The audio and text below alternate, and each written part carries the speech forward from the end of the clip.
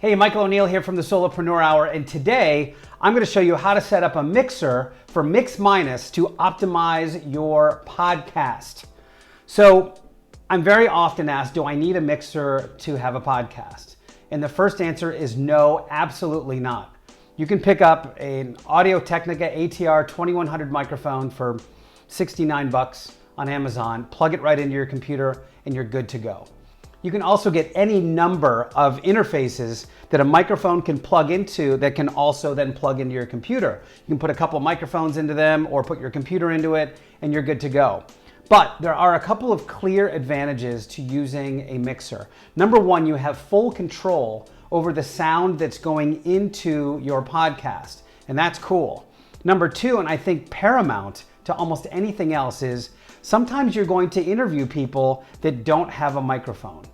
And when that happens, you are in trouble because they're going to be speaking directly into a computer of some sort. That never sounds good. It sounds tinny, there's no mid-range, there's no bass. The cool thing about having a mixer is you can turn the tinniness down by turning down the treble. You can turn up the mid-range, which will be their voice, and you can turn the bass up as well, which will be the presence of their voice.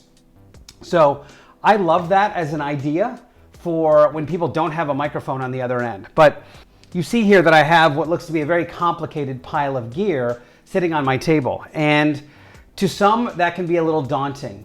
But right now I'm gonna set this up just like you would set it up for your podcast, so it takes all the guesswork out of it. Before I do that, I have to explain the concept of Mix Minus. This is something that confuses everybody, including me, and I was in the audio world for a long time as a drummer. So let's start with the word mix, okay? This is the mixer. So any sounds that come into it are going to be the mix, all right? That's step one. We have two distinct sounds that need to come into this mixer. The first sound is my voice, as I'm the podcast host, so my voice needs to get into this mixer. The second thing is my guest's voice, which needs to come from the computer. So those two things need to go into the mix. In this case, and I'll get into this in more detail in a second, in this case, my voice is going to go into channel 1 and their voice is going to go into channel 2. That takes care of all the sounds that need to be going into the mixer. But now I need sound to go out of the mixer and back to my guest who's on the computer. Now, I don't want their voice also going back to them. I just want my voice going back to them. So I want to give them the mix minus their voice. And I'll get into all of that in a second. Let me give you a quick tour of the mixer. So this thing with a lot of knobs is an audio mixer. This has a lot of different ways to connect to it.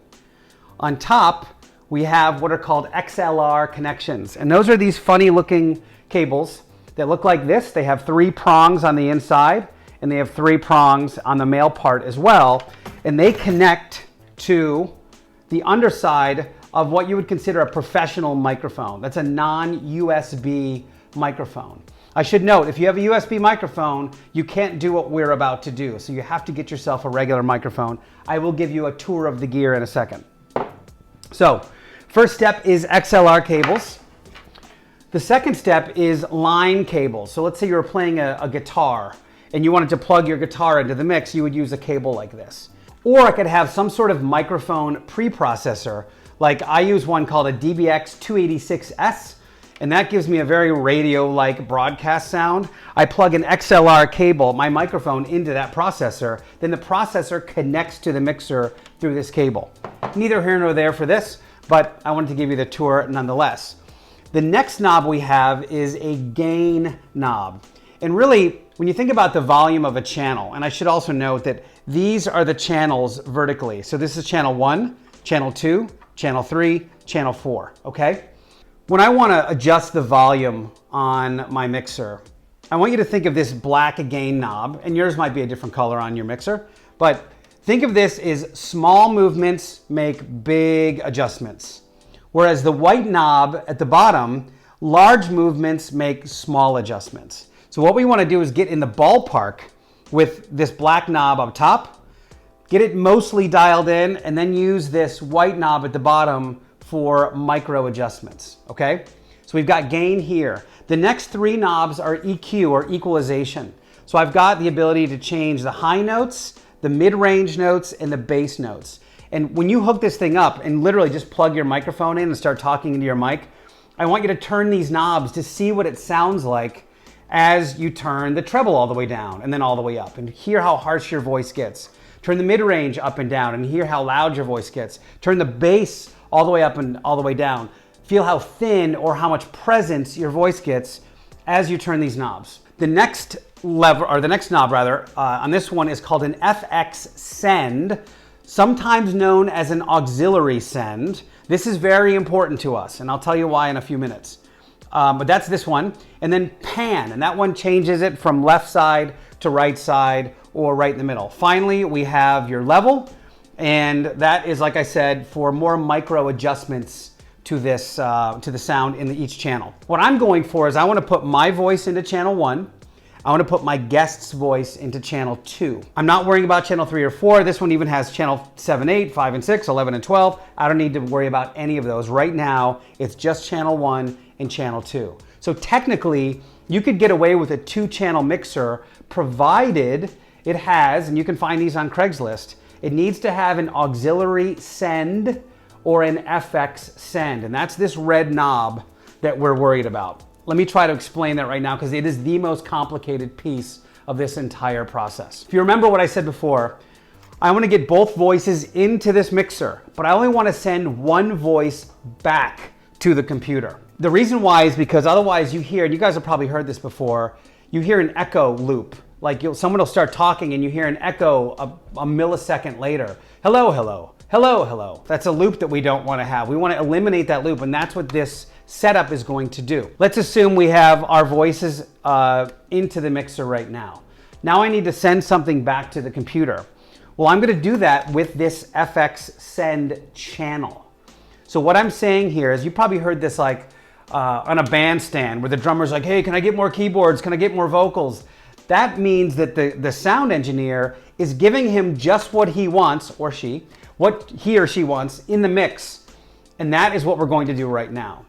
If we look towards the top of our mixer, dead center, there's something that says FX send.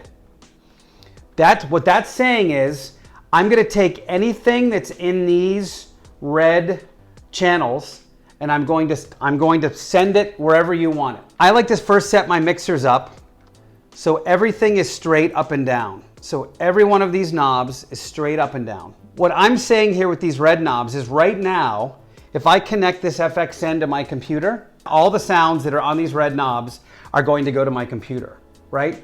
I want my voice, but not my guest's voice, to go through. So what I do with this is I keep my voice, which is the red knob in channel 1, straight up and down. I take my guest's voice and I turn it all the way to the left or all the way off. So now on that FX send channel, only my voice is going back to the computer. So their voice is coming to my mixer, my voice is coming to my mixer, but only their voice is going back to the computer. So they're in the mix minus their voice. Does that make sense? I know it's kind of weird, kind of complicated. I'm gonna try to simplify that as much as I possibly can. So let's set your mixer up and let's get some of these cables connected to show you what's what. I'm gonna give you a quick tour of all the gear that's sitting here right now. We got a mixer. We have various microphones. The one I recommend you get, and by the way, all of the stuff that I'm talking about, if you go to kit.com/solo hour, kit.com, I'll put it right here on the screen, /solo hour. I have a thing called Podcasting Kit, Portable and Studio, and one great sounding kit. That's all of this stuff. So it's literally like you buy one thing, you get all the stuff you need for a professional sounding podcast. You can piecemeal it all you want, but I'm just giving you an easy place to buy it. So a few various microphones. This is the Shure SM58. This is available for like $50 on Craigslist. You see this on the bandstand or the stage of almost any music venue you've ever been to. They have a pile of these microphones because they're mostly bulletproof. They are dynamic, a dynamic mic. Like if you have a Blue mic, Blue Yeti or whatever. Use that as the doorstop that it is, because you need a dynamic mic. The problem with like a Blue Yeti microphone is that you can hear a mouse fart in the next county when you've got this thing hooked up. Dynamic mics are very different. Dynamic mics, if you're not speaking right into the diaphragm, I'm talking, it needs to be tickling your whiskers, or ladies, if you don't have whiskers, just tickling your lip. If you're not right on this microphone, you can barely hear any outside sound. That's called rejection. And that's what we want on a podcast, because we have kids and we have dogs and we have garbage trucks and we have loud environments. So it's awesome when a microphone doesn't pick up all of that stuff. And that's what a dynamic microphone does. A condenser microphone will pick up everything and needs a very quiet room to operate in. Now these are 3 separate microphones. Again, the Shure SM58 is cool. Many of you have heard of the Heil PR40. This is a professional broadcast microphone. It's also great if you're a drummer for your kick drum. It's a really good microphone for that. And this thing, which looks like a spaceship, this is on a shock mount. And what that means is sometimes if you're on a regular mic stand like this one, and this is just sitting on your table, and I bump the table, that sound goes right into the microphone, so you can hear that bump. With a shock mount, this is literally levitating on this rubber mount. I don't know if you guys can see that, but this isn't actually attached to anything. If I shake it this way, you don't hear any of that come through the microphone. It absorbs the shock of that sound, which is super cool. So this is the Heil PR40 with a shock mount. You can get a shock mount for just about any microphone.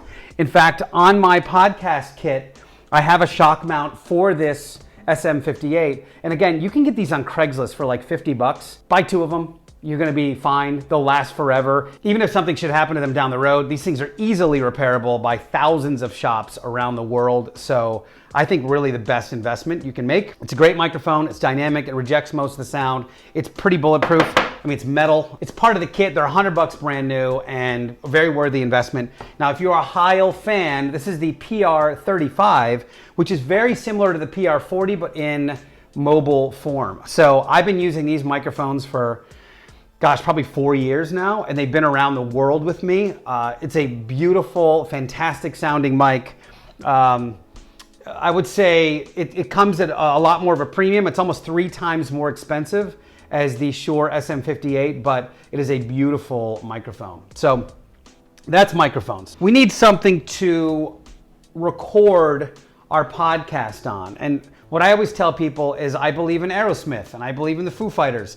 I don't believe in recording to software. A couple of years ago, as I was doing the Heinz Ward show, we were at the Super Bowl. We were there during Media Day, and there's 250 different radio stations from all over the world. And I walked into that place with an open mind and said, whatever they're using and however they're recording the show, because these are the pros. These are the people that do this for a living. They get one chance to interview these celebrities for 10, 15 minutes, and then they're out. I'm gonna do what they do. So I walked around and I really studied who was using what and how they were using it. And I will tell you that 97% of the time, they were using a regular microphone into a mixer, into a recorder, either a Zoom H6 or H5 or one of the Tascam recorders. There was like 3% that were recording directly into a computer. And the reason why is because, well, there's 2 reasons why in our case. Number one, if something should happen to your Zoom or your internet or your Skype in the middle of recording, you lose the recording. It just dies, which stinks because you've had an awesome recording up until then. Whereas with a hard recorder, if something happens and your whole computer shuts down, remember, you're on a microphone into a mixer, into a recorder.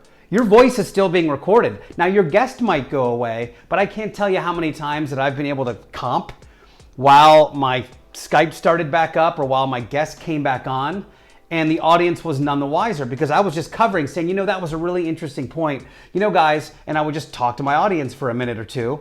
Guests would come back, and I said, you know, to reiterate on that and then bring the guest back into it. Now, that's a pretty pro move, but they had no idea that the Skype went down or the internet went down on the listener's end. So I am in, that's A. B, they are almost bulletproof. I'm telling you, having recorded over 1,500 episodes, I've never lost an episode before. I take that back. I lost one episode before, and it's because I didn't put new batteries in my recorder. That lesson was learned once, and I've got brand new batteries all the time. Whenever I record a new show, I put new batteries in. But this is the Zoom H6. If there was such a thing as a holy grail for podcasters, I think this is it, for a number of reasons. Number one, it is a great recorder. So I can plug, I'm going to show you how. I'm going to plug my mixer right into this recorder, and it's going to record my podcast. Number two, if I'm mobile and I want to go interview somebody at a hotel, I've got these dynamic mics, which means that it can be a loud lobby, and all of that sound, well, most of it, 90% of it, is rejected. So I can sit across from a guest, plug my microphones right into this, and get a quality, like a studio quality recording just from these devices, right? And third, if I'm traveling and I'm being interviewed on somebody else's show, I can plug a USB cable right from here into my computer and have a USB interface. So if they want to interview me, I can give them a professional microphone sound on the other end. So all of that from this one device. And by the way, part four, if I want to record a concert, a microphone can plug into the end of this thing. I can mount it on a mic stand and it will record the entire concert while I'm there. I've never done that, but you can totally do it with this. You could also do it like for speaking gigs or at a conference or something like that, where you're trying to actually capture the audio of the conference. So to me, the holy grail, that's the hard recorder. This is a Zoom H6. They also have an H5, they have an H4. They have, I think, a Z8 or H8 or something like that, which is a big 8-channel one. This to me is the one. This Zoom H6 is the one. It's got a color LCD and it's awesome. So, and finally a pair of headphones, which you need to monitor your sound. And these are, I believe, the M40. No, these are the ATH M20X by Audio-Technica. If you spend a little more money, you spend 150 bucks and get the M50X, they're actually audiophile grade studio headphones. So if you want to really like up your audio game and listen to, like, while you're on the plane and listen to amazing headphones, like way better than your Bose or your Beats, you can do double duty and just get the M50X Audio-Technicas. They're about 150 bucks. They are phenomenal. All right, let's get into connecting all of this craziness. First and foremost, I got to talk to you about modern computers. Years ago, computer manufacturers decided to combine the microphone port and the headphone port into one single 1/8" or 3.5 millimeter jack. That's a problem for us because we need to get audio in and audio out of the computer. So that's where this cool device called a Griffin iMic comes in. Now this is a USB plug on one end, but on the other end, it has an in and an out. Let me show you that. It's got in and out. So this effectively gives us a microphone in and a headphone out. Let's assume that this is gonna plug into your laptop, okay? Again, all of this stuff is at solohour.com. Kit.com/solohour rather. Let's assume we're gonna plug this thing into the computer, and that's going to be how we're gonna get the sound in and out of your computer, okay? So this is like our little computer hub, our little USB hub. Next, let's connect a microphone to our mixer. So step one, microphone to mixer. So I'm gonna pick up my XLR cable and my microphone. There's a little tab on the bottom of the cable and a little notch on the mic. So you just align that sucker up and snap it in, and now we're connected. I'm gonna take the male end, which has the 3 prongs, and plug that right into channel 1 of my mixer. Now, if I'm plugged in and I start speaking, I could start seeing this little LED strip light up, which means I'm getting audio into my computer, which is great. I should mention on this one, I tend to put this slider on this Xenix 1202 FX mixer. I think I typically put it around 10, but you can put it right at 0 if you want to, that's fine. All right, so now my audio is going into this mixer. Now we need to get the computer audio into the mixer, into channel 2 as we discussed before. To do that, we have this Hosa CMP 159, and this is a TRS to dual 1/4" stereo. Here's what that means. it means that on the one end, we have 2 stripes on this little 1/8 inch or 3.5 millimeter jack. And on the other end, we have effectively mono. We've got a left and a right on the end in 1/4 inch. This is a little weird. I can't get into the technical details of it, but here's what we're gonna do. We're gonna plug this guy into the out of our Griffin iMic or the out of your computer. If you have a Mac Mini, that Mac Mini has an in and an out, which is great, which is why I use a Mac Mini for my podcast. This goes to the out of the Griffin iMic, and I'm actually just going to plug the black cable or the left side of these 1/4 inch jacks into channel 2 of the mixer. This one you can tape up, or if you happen to have a line in, I could do it right here if I wanted to. I could do left and right. So I could do left and black, right, and plug them both in. The problem is then I don't have any way to adjust the EQ, and I want to be able to adjust the EQ. So without getting super techie about it, just plug the black one or the gray one, depending on whatever color it is, but whatever the left side for you is, plug that into the line in of channel 2. You can tape this thing up with some electrical tape or whatever you want to do, but you don't need this right side anymore. I now have audio from my computer into my mixer. Cool, right? Next, let's get the audio from the mixer back into the computer. So we talked about FX send before. This 1/4 inch cable is going to go right into where it says FX or on your mixer, auxiliary, AUX send. So it's either going to say FX send or AUX send, and that goes right there. With the remaining 1/8 inch jack, that's going to plop right into the in of your Griffin iMic or the in of your computer. To complete the mix minus setup, I just have to go to channel 1 and make sure that my FX send is turned up. In this case, mine is at 0, it's straight up and down. And my FX send on channel 2 is all the way down. So it's effectively all the way off. And I don't know if I can show you that while I'm all connected, but it is right here. That's all the way off. And that one is straight up and down, which means it's all the way on. I'm not recording anything yet, but I am connected like I'm recording. So they will hear me, I will hear them, there will be no feedback loop, all will be well in the universe. Next, I gotta record this stuff. I gotta get it into my recorder somehow. So what I typically do for that, and there's multiple ways to do all of these things, but what I like to do is I have a right and left 1/4 inch, this is a stereo pair of cables, which means there's a right and a left, they're both mono. And then I have main out. I'm actually gonna go main out. The left side goes left, the right side goes right. And here's what's cool about the Zoom recorder. I can connect the left side to, let's say, channel 1. Snaps in, you gotta make sure you push it in all the way. And the right side to channel 2. So now, once I hit these 2 buttons, 1 and 2, I'm gonna record anything that is coming out of that main mix into channel 1 and channel 2. Here's a little hot trick for you. If you wanna get separation of channels, meaning if you want your guest to be on one track and you wanna be on another track and your mixer doesn't allow that, you can sort of fudge it and do it manually. And how you do that is if your mixer has a pan, meaning can you pan something to the left and something to the right, you can pan your voice all the way to the left, pan their voice all the way to the right.